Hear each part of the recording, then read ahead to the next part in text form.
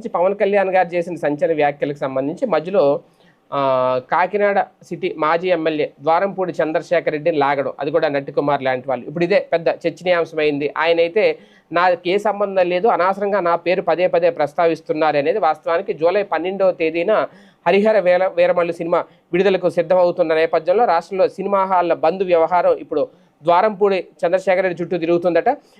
June 1 నుంచి తమ సమస్యల పరిష్కారం కాకపోతే సినిమా హాల్ బంద్ చేస్తామని చెప్పి ఎగ్జిబిటర్లు ప్రకటించారు. ఇది తీవ్ర వివాదంగా మారింది. జనసేన మంత్రి కందుల దుర్గేష్ దీనిపై విచారణకు ఆదేశించారట. బంద్ వెనక 4 వ్యక్తులు ఉన్నారని, దీన్ని ఎవరు చేస్తున్నారో తెలుసుకుని చర్యలు తీసుకుంటామని మంత్రి స్పష్టం చేశారు. అయితే తదుపరి రోజే హైదరాబాద్లో సమావేశమైన ఎగ్జిబిటర్లు బంద్ లేదని ప్రకటించారు. అంటే జూన్ 1 నుంచి సినిమా హాల్ యథావిధిగా పనిచేయబోతున్నాయి. అయితే దీనికి సంబంధించి నట్టి కుమార్ సంచలన ఆరోపణలు చేశారు నిర్మాత. ఈ వ్యవహారంలో 4గురిలో ద్వారంపూడి చంద్రశేఖర్ రెడ్డి ఒకరు అని ఆరోపించారు. దీంతో ద్వారంపూడి వెంటనే స్పందించి